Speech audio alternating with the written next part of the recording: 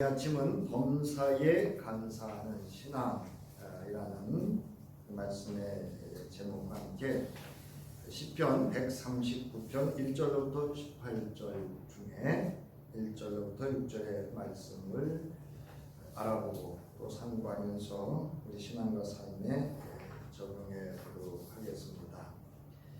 하나님이 원하시는, 또 주님이 원하시고, 또 바울이나 많은 초기교회 성도들에게 가르쳤던 복음서에 또는 모든 복음의 내용은 하나님께 범사에 감사하는 신앙이었습니다. 누가복음 17장 11절부터 19절에 보면 예수께서 10사람의 나병 환자가 깨끗함을 받게 하셨습니다.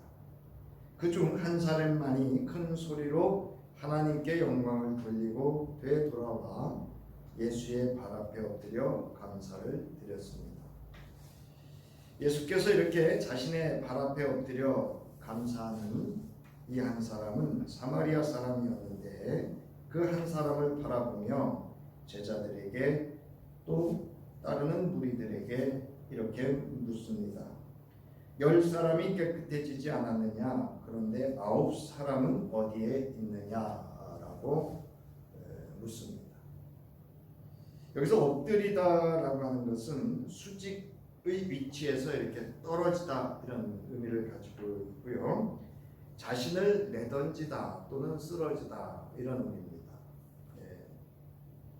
그래서 이 의미는 경의를 표하는 감사의 인사의 한 표현으로 쓰여진 그런 믿음의 행위다라 할 수가 있습니다. 이처럼 예수께서는 하나님의 은혜에 감사하는 믿음, 신앙을 찾았고 인정하셨습니다. 그래서 그를 향해서 말씀하셨습니다. 하나님께 영광을 돌리러 되돌아온 사람은 이 한 사람 한 명밖에 없느냐? 그리고 말씀하시기를 일어나서 가거라, 내 믿음이 너를 구원하였다. 9사람은 치유는 받았지만 예수가 그리스도라고 하는 그 고백과 함께 이 한 사람의 온전한 구원은 경험하지 못하였음을 알 수가 있습니다. 이처럼 감사하는 믿음, 감사하는 신앙이 얼마나 중요한 것인가를 알 수가 있습니다. 자, 바울은 데살로니가 지역 교회의 성도의 신앙에 대해서 다음과 같이 권면합니다.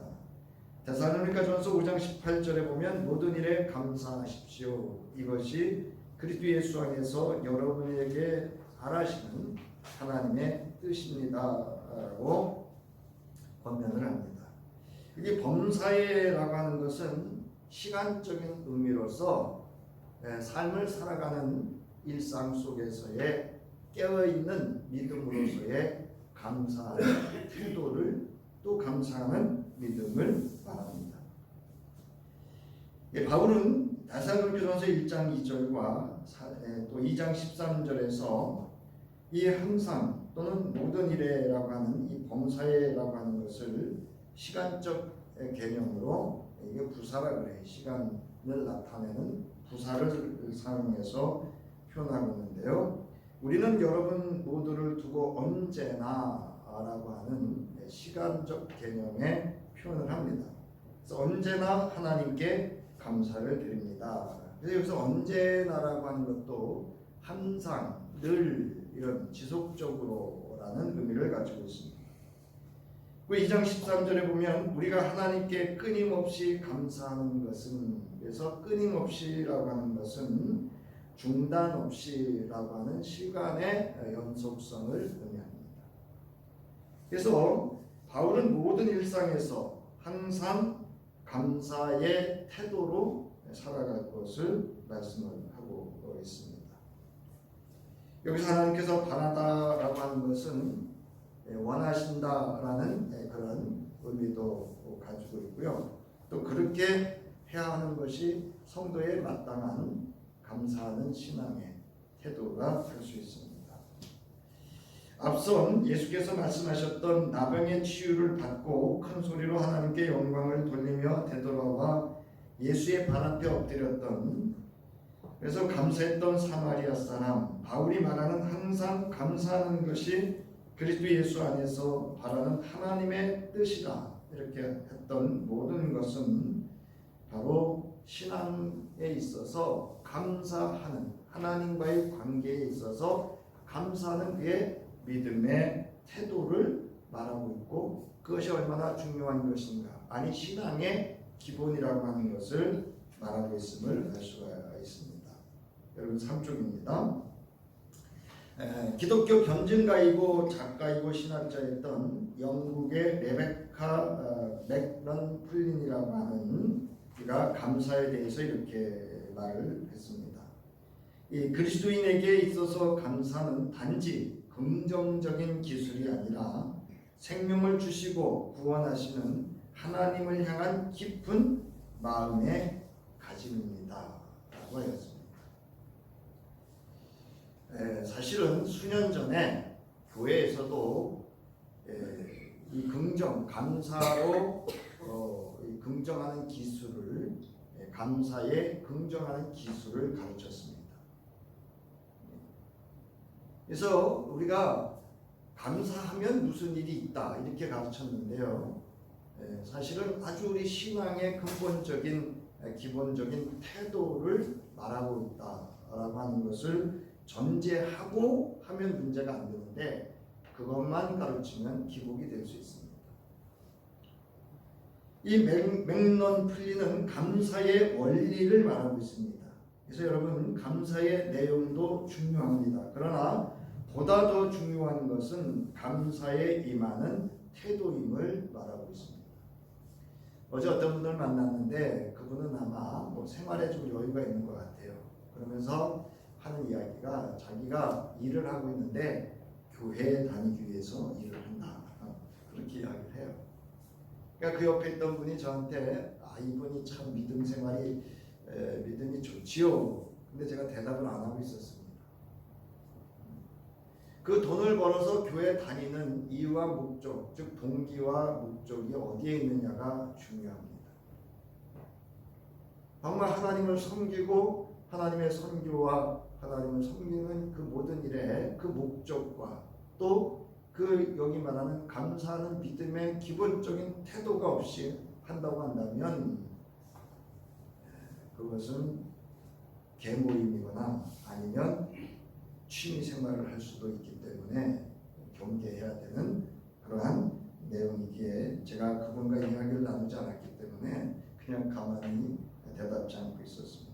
여러분, 우리가 감사의 방법 또는 감사의 내용 중요합니다. 그보다 더 중요한 것은 하나님과의 관계에 있어서 감사에 임하는 믿음의 태도라고 하는 것을 우리는 꼭 기억하고 신앙생활을 하여야 합니다.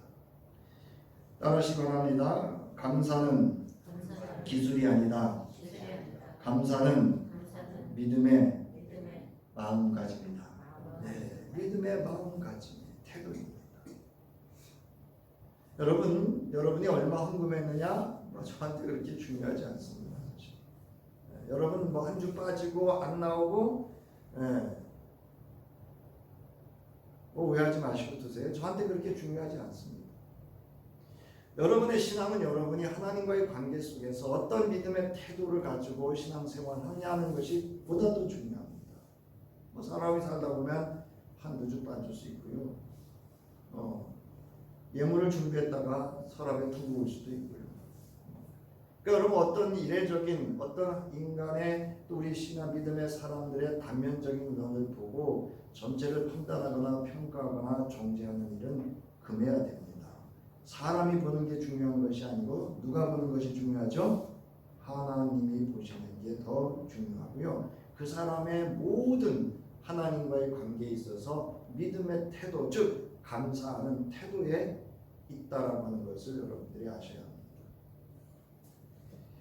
자, 맥런 플린이 말하는 감사는 내 삶의 형편이나 조건 등과 관계없이 그리스도 예수 안에서 변하지 않는 하나님의 신실하심과 사랑을 신뢰하는 하나님과의 관계적 태도, 즉 믿음의 가짐이라 말할 수 있습니다. 그러므로 긍정의 기술에 의한 감사는 본인에게는 유익할 수 있습니다. 테크닉을 가르쳐 주는 거죠. 웃으면 복이 와요. 여러분, 성서는 웃으면 기쁘다 이렇게 말씀하지 않았습니다. 데살로니가전서 5장 16절 뭐라고 말씀하셨죠?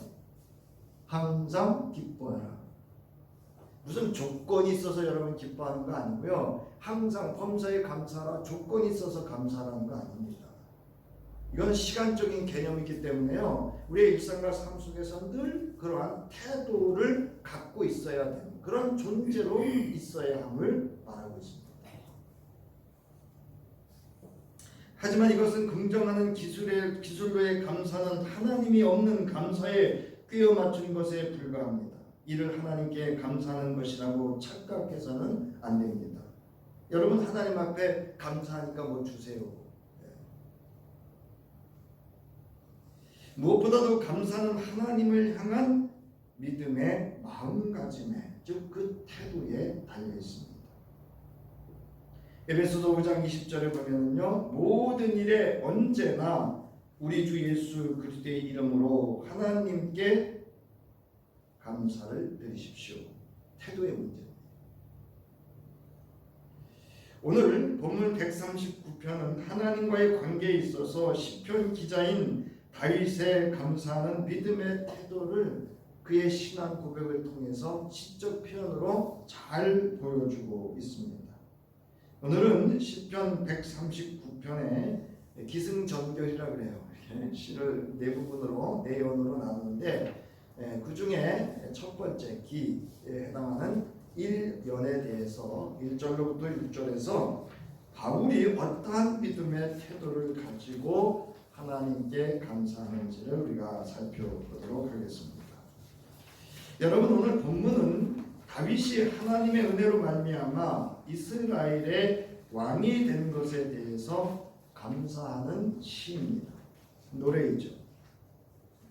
이 당시 역사적 상황은 다윗이 주변 국가 대부분을 평정하고, 평정이라고 하는 것은 전쟁을 다 멈추고 평화의 상태를 이룬 것을 말합니다.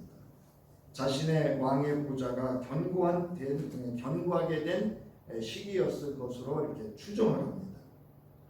그리고 이 시편은 성경에 있어서 하나님이 어떤 분인가에 대하여 가장 깊은 신앙적, 사적이죠. 신앙적이고 개인적이고 개인의 신앙적인 사색을 깊이 담아서 표현하고 있는 하나님이 누구인지를 고백하고 있는 시라고 할 수가 있습니다. 그래서 이 시에서는 하나님과 인간의 거리감과 친밀성이 그 어떤 시편보다도 돋보여서 기록되어져 있는, 대부분 공동체적인 신앙 고백인데, 이 시편 139편은 철저하게 다윗이 자신의 과거로부터 자기가 태어난 그때로부터 해서 지금에 이르기까지, 그리고 앞으로도 어떻게 하나님이 인도해 가실 것인가라고 하는 개인적인 한 경험한 하나님을 사색해서 시적으로 잘 담아서 그 관계를 표현하고 있는 시다 할 수 있습니다.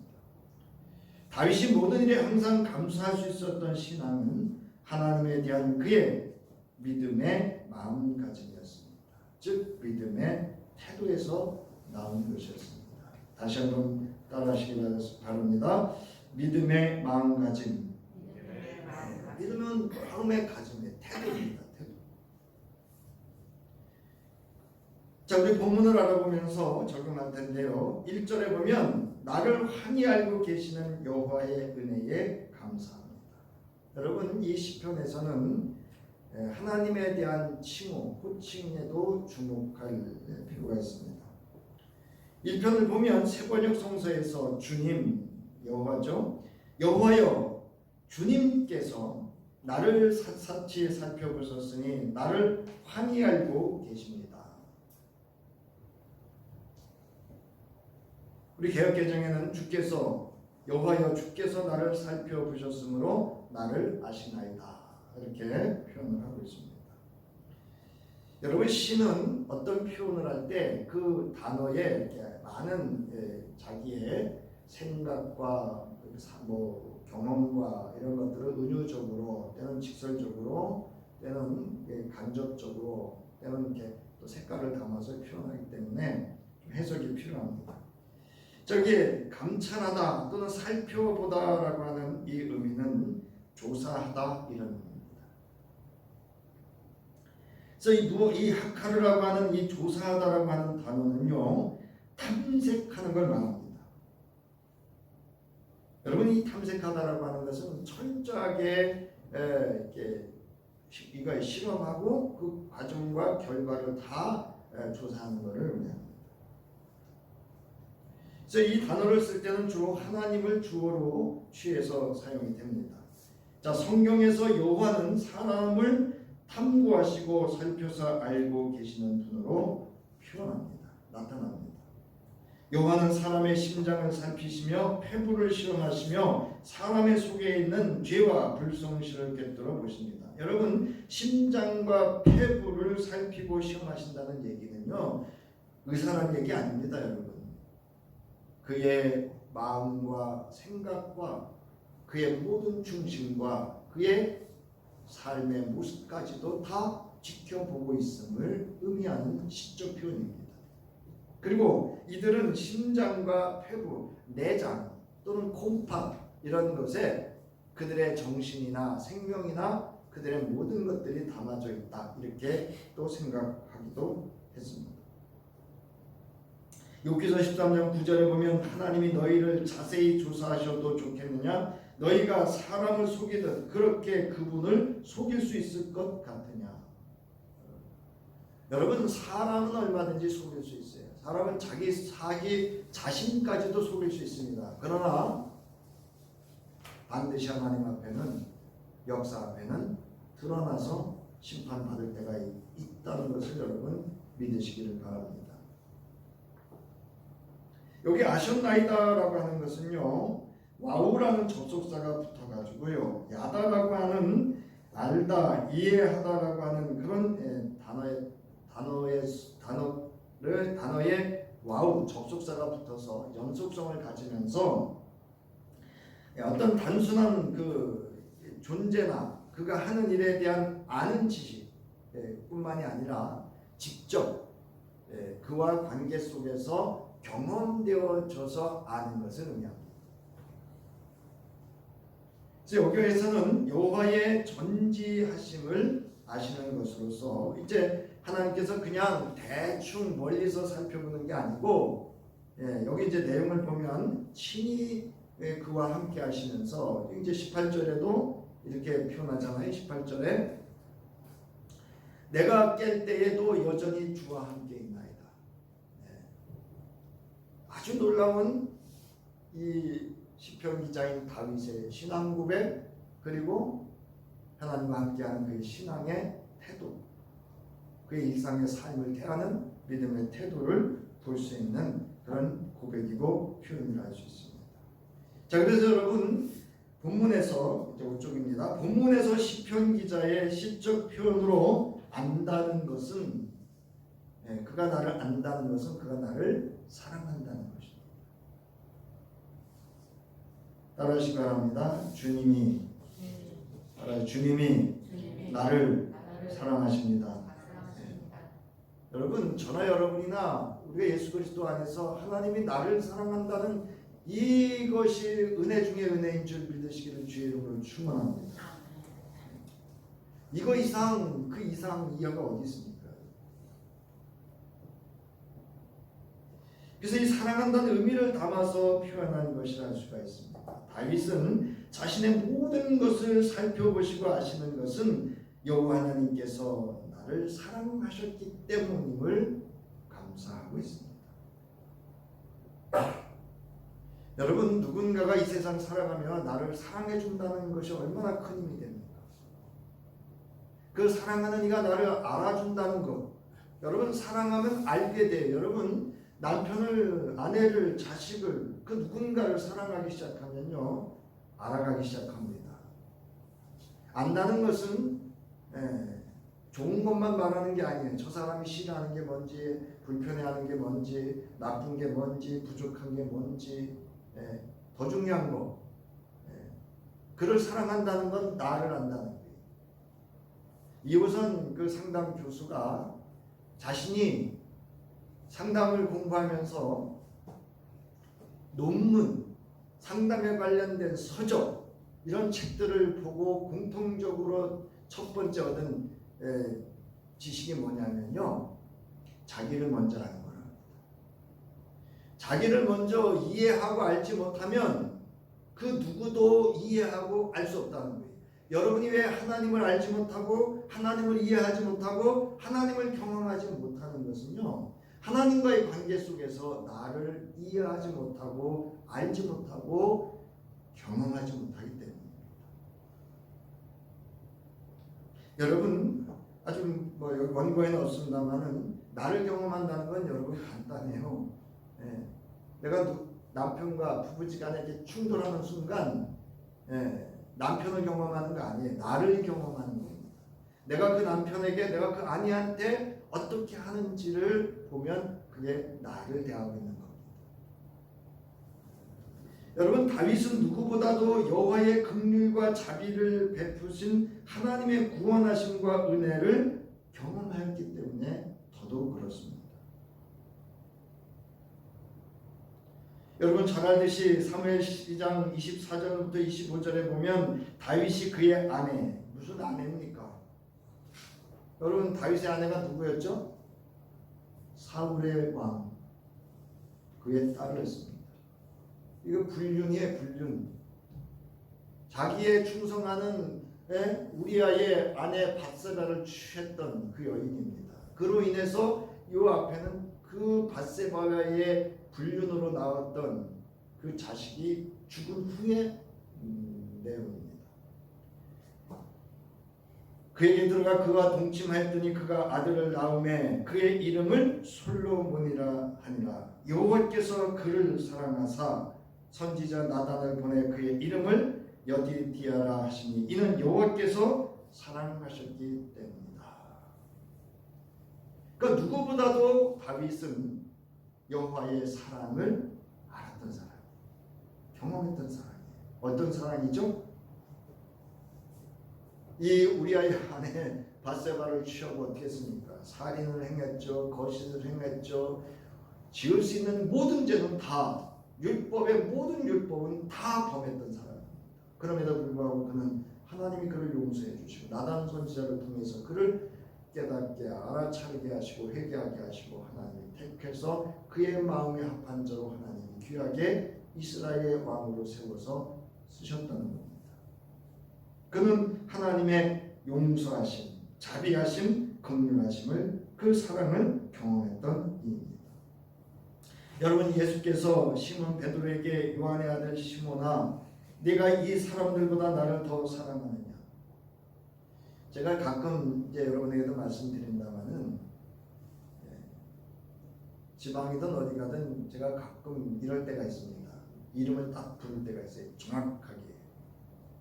남궁만 목사님 이렇게 아주 정확하게 부를 때가 있습니다.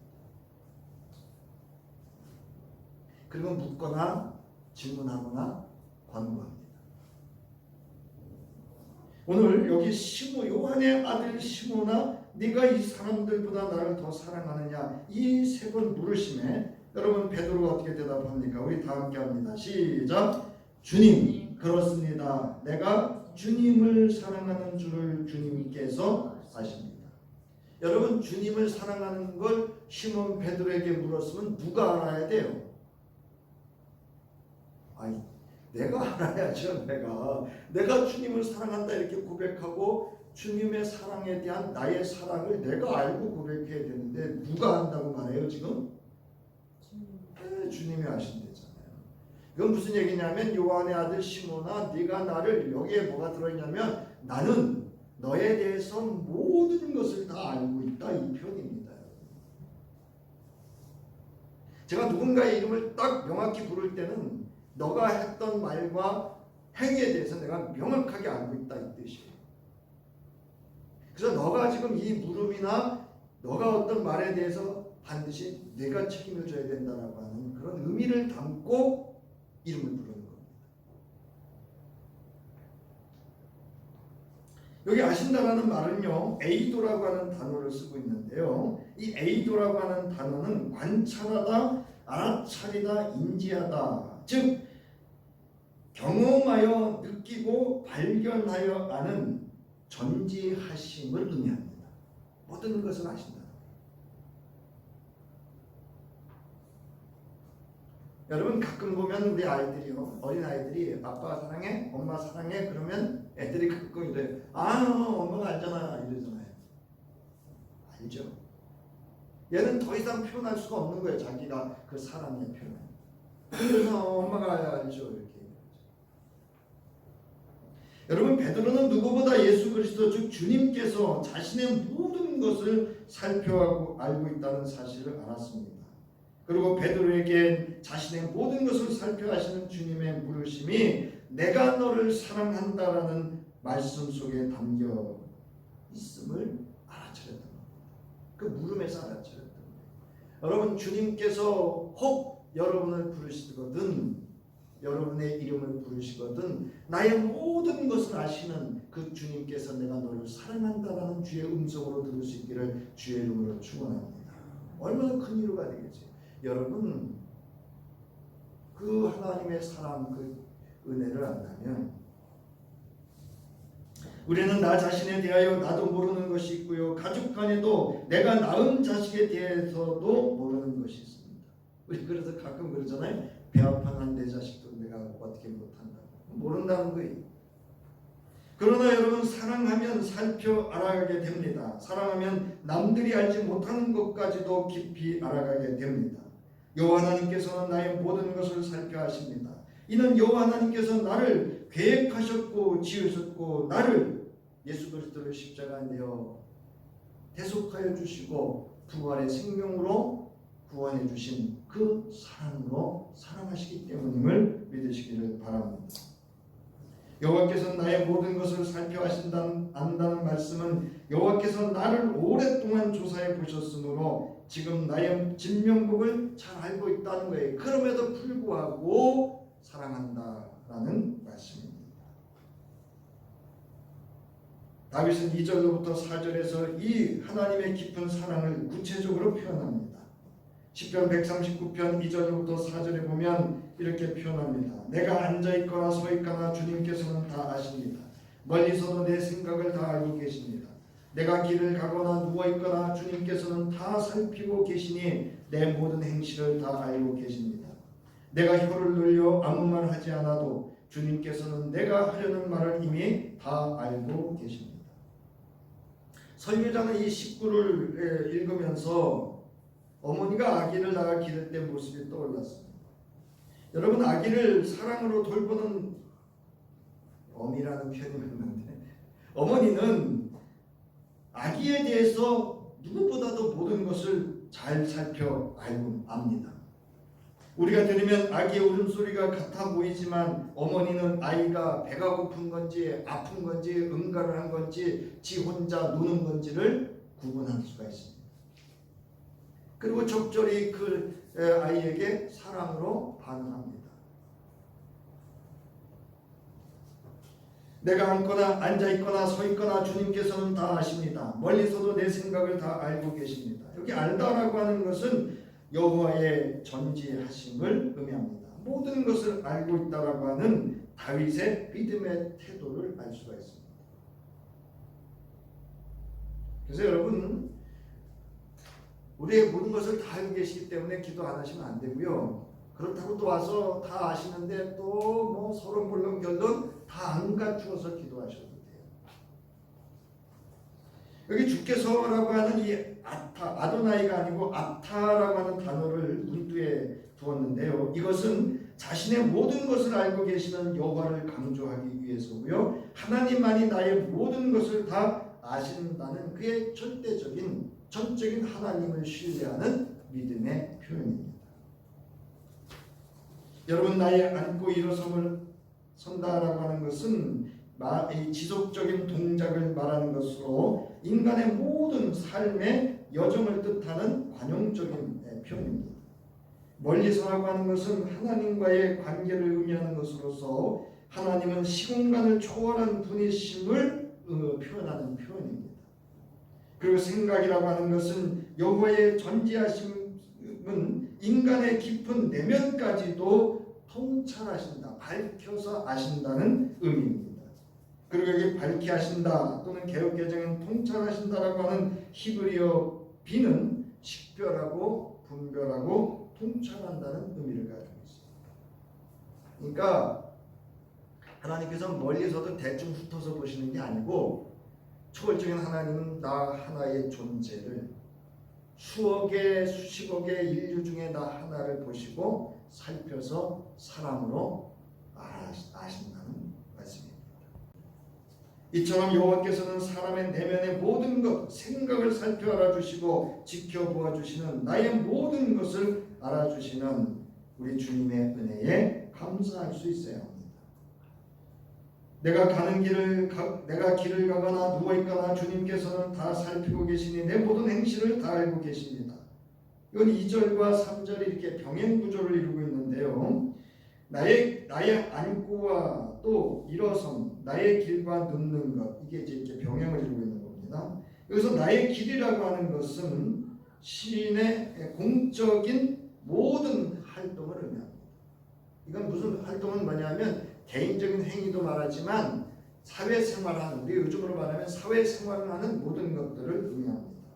눕는다라고 하는 표현은 쭉 뻗고 눕는다라는 뜻으로서 여기서는 사적으로 휴식을 갖는다 이런 뜻이에요. 우리가 일하지 않을 때도, 쉴 때도, 요즘 말로 말하면 놀 때도, 잘 때도.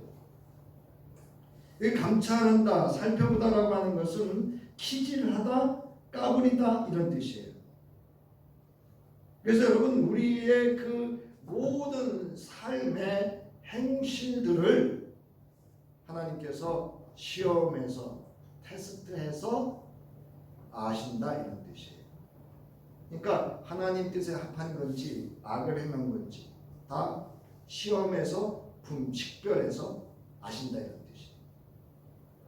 무슨 얘기냐면 우리의 행위의 결과를 판단하고 있다 이런 뜻이에요. 여기 이렇게 하신다는 표현은요, 하나님의 돌보심을 의미합니다. 저는 개인적으로 이 경험을 참 어린 시절부터, 이미 예수 믿기 전부터 하나님이 저를 돌보셨다라고 하는 고백을 가끔 제 아내한테 합니다. 제가 참 어려서 장난꾸러기 배웠거든요. 안 저질에 안 해본 게 없을 정도로 부지런하고 열심히 살았습니다. 그럼에도 불구하고요, 하나님께서 지키시고 돌보아 주시고 여기까지 인도해 주셨다라고 하는 사실을 알 수가 있습니다. 이처럼 여호와께서는 사람의 내면을 감찰하시고 그의 모든 행실, 즉 삶을 완전히 파악하여 돌보신다는 은혜입니다. 그러므로 우리는 여호와 하나님께서 우리의 삶의 행위까지도 살펴 돌보아 주시는 주님의 은혜에 감사할 수 있어야 합니다. 내가 혀를 놀려 아무 말 하지 않아도 주님께서는 내가 하려는 말을 이미 다 알고 계신다. 이를 직역하면 여호와여 나의 혀에 말이 없을지라도 보소서 당신께서 그 모든 것에 대해서 아셨습니다. 이건 무슨 말씀이냐면요. 제가 이제 여러분에게 성서에서 말하다라고 하는 것이 단어가 두 개밖에 없다 이렇게 말씀을 드렸는데 오늘 정정합니다. 말하다라고 하는 아마르라고 하는 히브리 단어가 있고요. 다바르라고 하는 히브리 단어가 있는데 밀이라고 하는 히브리 단어가 있다는 걸 오늘 말씀을 준비하면서 알았습니다. 이 밀라라고 하는 이 말은 표현하다 이런 뜻이에요. 발언하다 또는 그 속에 있는 그 말, 입 안에 있는 말을 이렇게 드러내서 밖으로 드러내서 표현하다 이런 의미입니다. 그래서 그 말은 그의 언어 생활을 뜻합니다. 그래서 여러분 이번에도 어떤 목사님이 뭐 사과를 했어요. 근데 자기가 한 말에 대해서는 언급을 안 하는 거예요. 그래서 제가 손을 딱 들었어요. 목사님 이렇게 말씀하셨는데 지난번 어느 장소에서 이렇게 말씀하셨는데 그 말씀은 어떻게 하실 건가요? 물었습니다. 여러분 우리가 이 말은요, 우리는 말을 자꾸 이렇게 행위로 안 보는데요, 성서는 행위로 봅니다. 손짓하는 거나 입술로 드러내서 소리로 나온 이 말은요, 그 사람의 행위예요. 그래서 그거에 대한 결과를 묻습니다. 그래서 그거를 의미합니다. 그리고 이 본문의 말씀은 무슨 말씀이냐 하면, 네가 굳이 말하지 않아도 네 안에 있는, 말하려고 하는 그 입 안에 있는 말까지도, 네가 생각으로 지어서 낸 말까지도 내가 알고 있다, 이런 뜻이에요. 그러니까 여러분, 침묵의 기도도 하나님이 들으십니다. 찬송도 들으시고, 아멘. 감사하셔야 돼요. 그 다음에 5절부터 6절은요, 주님의 사랑에 대한 시인의 감격을 표현하고 있습니다. 주님께서 나의 앞뒤를 두루 감싸주시고 내게 주님의 손을 얹어주셨습니다. 이 깨달음이 내게는 너무 놀랍고 너무 높아서 내가 감히 측량할 수조차 없습니다. 여러분, 너무 크면 감지가 안 되죠. 여기 여러분 이 5절은요, 주님의 초월적인 사랑에 대한 시인의 감격을 표현하는 것으로서 특히 5절은 여호와와 시인의 친밀한 관계를 잘 보여주고 있습니다. 사랑하는 성도 여러분, 하나님과 친밀한 관계이기를 주의 이름으로 축원합니다. 주님 말씀하셨어요. 제가 그 말씀을 요즘은 좋아해요. 주님이 말씀하셨어요. 나를 가까이 하는 자는 복이 있다, 이렇게 말씀하셨어요. 여기 들어오신다라고 하는 것은 여러분, 전쟁터에서 이렇게 아주 이렇게 딱 진을 치고 있는 상태입니다. 보호하는 거죠. 그 다음에 안수하셨다라고 하는 것은 위로 날아오는 모든 것, 내가 너를 책임지겠다, 이 뜻이에요. 엘리야가 아람 군대가 이렇게 쳐들어왔을 때 딱 보호하셨던 것처럼, 그리고 그에게 기름을 부으시고 그를 축복하셨고 이스라엘의 선지자로 사용하셨던 것처럼 라는 의미입니다. 즉 시인에게 베푸시는 주님의 아주 절대적이고 풍성하고 책임있는 그와 함께하는 사랑을 표현하고 있습니다. 여기서 하나님의 손이라고 하는 것은 다스리심과 보살피심을 의미하며, 안수하는 행위는 축복하는 것을 의미합니다. 그래서 여러분 출애굽기 13장과 33장에 보면 구름 기둥과 불 기둥으로 이스라엘 백성을 보호하시고 모세를 세워서 하나님의 구원의 여정에 그들을 인도하여 가시는 그 함께 하심의 모습, 능력의 손으로 구원의 손으로 함께 하시는 하나님의 살아계심의 모습, 그 사랑을 볼 수 있는 표현이라 할 수가 있습니다. 여러분, 이처럼 이 사랑을, 이 시인은 너무 기이하고 높아서 내가 능히 그것을 정복할 수 없다, 이 얘기는 감당할 수 없을 사랑을 의미합니다. 그래서 우리 옛날에 요즘은 여름 성경학교 교가를 안 부른답니다. 지난번에 여름 성경학교 그 교사 강습회가 있어서 교가 부릅니까? 그랬더니 요즘은 안 부른대. 갱구름 뭉게뭉게인데, 여러분 여름 성경학교나 수련회나 이렇게 하면 많이 불렀던 복음성가가 하나가 있는데, 그게 뭐냐면 깊고도 넓고도 깊고 넓은 하나님 사랑이라는 그 복음성가가 있었어요. 지금 그런 표현입니다. 여러분, 우리 신앙을, 우리가 감사하는 신앙의 가장 큰 기본적인 태도는 뭐냐? 이 하나님의 감당할 수 없는, 우리가 잴 수 없고 측량할 수 없는 이 사랑의 믿음의 태도로, 마음가짐으로 하나님을 감사하는 데 있습니다. 그러면 그 신앙의 삶이 풍성해져요. 그리고 즐겁습니다. 행복합니다. 여러분, 다음 주일은 맥주 감사절을 지킵니다. 우리 수학의 전반기 수학의 첫 열매를 드리면서 감사하는 그런 절기입니다. 여러분들 한 주 동안 돌이켜 생각해 보시면서 하나님이 내게 원하시는 것이 무엇일까? 여러분, 그 구속의 은혜, 그리고 우리와 함께 하시고 우리의 모든 것들을 아시고 우리를 지키시고 돌보시고 복 주시는 그 하나님의 사랑에 믿음으로, 마음으로 감사하는 태도입니다. 이 감사하는 태도를 준비하는, 그런 믿음을 준비하는 한 주이기를 주의 이름으로 축원합니다. 온 우주 만물을 창조하시고 그 코에 생기를 불어넣으셔서 하나님의 형상대로 인간을 지으시고 이 땅에 하나님의 나라와 그 뜻을 말씀을 실현하기 위하여 우리를 택하여 세우신, 그리고 우리를 불러주신 아버지 하나님의 무한하신 사랑하심과 하나님과 맡긴 담을 하시고 우리와 하늘의 교통하심이 되기 위하여 중보가 되고 새 대제사장으로 십자가에 죽어주심으로